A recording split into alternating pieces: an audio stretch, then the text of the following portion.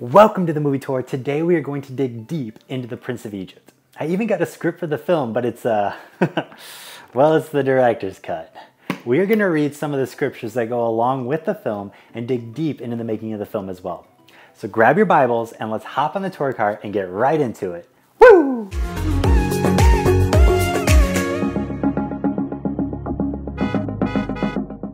We get a warning right away with an opening message talking about how they did their best to represent the story correctly. The producers actually conferred with about 600 religious experts to make this film as faithful to the original story as possible, while still keeping it entertaining, of course. And we will explore some of those inaccuracies together. The movie begins with a song, Deliver Us, sung by the slaves of Egypt. The music for the film was all composed and arranged by Hans Zimmer, and it's just wonderful. Exodus 1:22. Then Pharaoh gave his order to all his people, every Hebrew boy that is born must be thrown into the Nile. We get a song by Moses' mom, Yocheved, played by Ofra Haza, who is also known as the Madonna of the East, or the Israeli Madonna. She actually recorded the song while singing to a baby doll to feel the emotion. But when she could hide him no longer, she got a papyrus basket for him and coated it with tar and pitch. Then she placed the child in it and put it among the reeds along the bank of the Nile. His sister stood at a distance to see what would happen to him. Here we get one of the big differences between the movie and the book of Exodus. In the Bible, Moses was adopted by Pharaoh's daughter, not his wife. In fact, the Bible also tells us that the princess had Moses' mom take care of him until he was older. As we see in Exodus 2, 9, and 10, Pharaoh's daughter said to her, "Take this baby and nurse him for me, and I will pay you." So the woman took the baby and nursed him. When the child grew older, she took him back to Pharaoh's daughter, and he became her son. She named him Moses. So yes, Yocheved actually had Moses for 2 years after putting him in the basket. This ensured Moses got to live instead of meeting the fate of all the other Hebrew babies. Moses and Ramesses are now grown up, and they race through the streets of Egypt. Moses is played by Val Kilmer, who also played Batman in Batman Forever. Surprisingly enough, he is not the only actor to play these two roles, since Christian Bale also played Moses in Exodus Gods and Kings, and of course he plays Batman in the Dark Knight trilogy. This is Ramesses II, and he's played by Ralph Fiennes, who just played the chef in the menu. They destroy the Sphinx's nose, which is actually missing and no one knows why. So I do kind of like how they gave us a potential answer to that question. Here we meet Pharaoh Seti, played by Patrick Stewart, and we also meet Hotep and Hoi, the comedic side characters. They're basically the Timon and Pumbaa of this movie. Pharaoh makes Ramesses the High Regent, and Hotep and Hoi bring out Zipporah as a gift. She is played by Michelle Pfeiffer in her first animated film.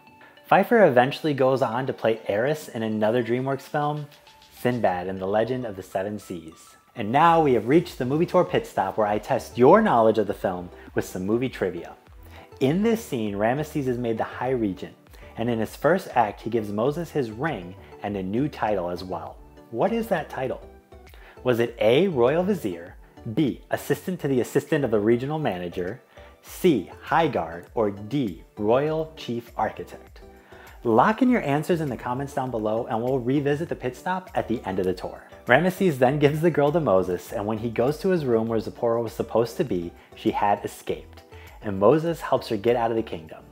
She stops for water from Miriam and Aaron, and these are actually Moses' real siblings. Miriam is played by Sandra Bullock, and she tells Moses who he really is, but he doesn't buy it for a second. Miriam then sings the song Yocheved sang before releasing the basket in the water, and this sparks something in Moses. I'm not really sure how he'd remember that song. He was a baby. Next we get the song All I Ever Wanted, where Moses refuses the truth, but he finds the hieroglyphics on the wall, and Pharaoh explains why he had to kill the slaves to avoid a revolution. He learns where he was found and who he really is. Moses is filled with guilt now that he knows that the slaves are actually his people. He runs to save a slave that is being beaten and accidentally kills the abuser.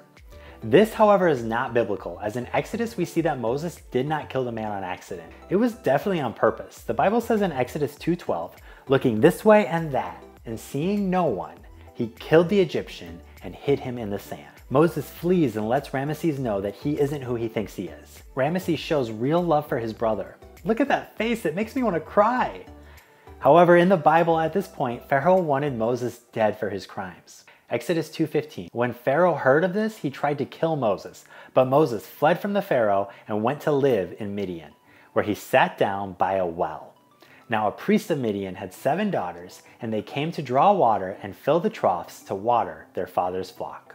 We meet Jethro, played by Danny Glover, but the singing voice is by Brian Stokes Mitchell. He sings my favorite song in the film, heck, it's my favorite song in existence, Through Heaven's Eyes. I'm seriously considering a tattoo of the lyrics right here. It's just so inspiring and it makes you want to be a better person. We then get a montage of Moses living with the people and falling in love with Zipporah. Moses agrees to stay with a man who gave his daughter Zipporah to Moses in marriage. Zipporah gave birth to a son, and Moses named him Gershom. So yeah, by this point, Moses had a son. That's something that is not pointed out in the film at all. Moses makes his rounds as a shepherd when he comes across a wandering sheep, and it brings him to a burning bush. Exodus 3:5. Do not come any closer, God said. Take off your sandals, for the place where you are standing is holy ground. So in the Bible, Moses couldn't come near the burning bush. And here, Moses is just sticking his hand all up in that. God tells Moses it's his job to deliver his people out of slavery. Along with voicing Moses, by the way, Val Kilmer also voiced God in the film. So yeah, I guess Kilmer is just having a conversation with himself here. The conversation in the Bible is much longer than in the film. Moses actually rejects the idea several more times, so God says, "What about your brother, Aaron the Levite? I know he can speak well, and he's already on his way to meet you." So in the real story, Aaron was actually a huge part of saving the people, and that's completely overlooked in the film. Also, look at this. Moses left his shoes in the cave. He's straight up barefoot for the rest of the movie. And no, I'm not joking. He really is barefoot. Look at this. Afterward, Moses and Aaron went to Pharaoh and said, "This is what the Lord, the God of Israel says. Let my people go." Pharaoh refuses to free the slaves, so Aaron threw his staff down in front of Pharaoh and his officials, and it became a snake. Pharaoh then summoned wise men and sorcerers, and Egyptian magicians also did the same thing by their secret arts. That's right, Aaron's staff is actually the one that turns into a snake, not Moses's. We then get a song, Playing with the Big Boys, performed by Steve Martin and Martin Short. This duo do such a wonderful job in these roles, but believe it or not, Cheech and Chong were also considered for the roles at one point. That would have given a whole new meaning to the burning bush. Ramesses tells him no, he will not let his people go. They then go to Ramesses again at a later time, and he was so stubborn again. So he raised his staff in the presence of Pharaoh and his officials and struck the water of the Nile, and all of the water changed into blood. But the Egyptian magicians did the same things by their secret arts. By the way, if you're new to the movie tour, my name is Vic, and I'm so glad you dropped by here. We explore movies inside and out, and if that's your thing, feel free to hit the subscribe button so you don't miss out on future tours. Ramesses again refuses to let the Hebrew people go, so another plague hits, and then another, and then another. In a montage, Ralph Fiennes actually sings in this film as well. After all that chaos, Ramesses still refuses to free the slaves. So Moses goes to him again and asks him to stop his stubbornness. Think of your son, one of 100. That's right, it is said that Ramesses II had over 100 children and over 200 wives. That guy was so busy. We then get another plague, Exodus 12:29. At midnight, the Lord struck down all the firstborn in Egypt, from the firstborn of the Pharaoh who sat on the throne to the firstborn of the prisoner who was in the dungeon, and the firstborn of the livestock as well. Ramesses' son is gone. Exodus 12:31. During the night, Pharaoh summoned Moses and Aaron and said, "Up, leave my people, you and the Israelites, go, worship the Lord as you have requested." We then get a song, When You Believe, sung by Michelle Pfeiffer and Sally Dwarfsky. There's also a version in the end credits sung by Whitney Houston and Mariah Carey. The slaves are freed and walking out of Egypt until they reach the Red Sea, and Ramesses is hot on their tail. God buys them some time with a fire-nado. Exodus 14:21. Then Moses stretched out his hand over the sea, and all that night the Lord drove the sea back with a strong east wind and turned it into dry land. The waters were divided. This scene always makes me think of Jim Carrey parting the soup in Bruce Almighty. This 4-minute scene, by the way, of the parting of the Red Sea actually took 10 animators 2 years to complete. The fire-nado then dies down. Exodus 14:23. The Egyptians pursued them, and all of Pharaoh's horses and chariots and horsemen followed them into the sea. The slaves reach the other side.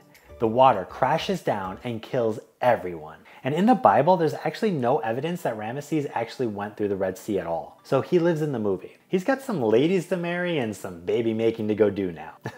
The Hebrews rejoice as they are finally freed. The movie ends with Moses holding the 10 Commandments. This is the way Steven Spielberg said it had to end.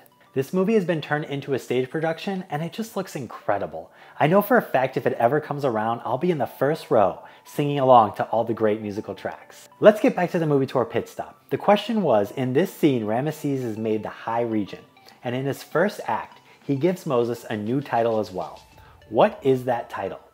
Was it A, Royal Vizier, B, Assistant to the Assistant of the Regional Manager, C, High Guard, or D, Royal Chief Architect? My first act as regent is to appoint Moses as Royal Chief Architect. Did you get it right? Like the video if you did so I know you got it. If you've enjoyed this video about an animated film from the 90s, check out this video about the hidden secrets throughout the Emperor's New Groove. You won't believe how many hidden Mickeys and llamas I've found.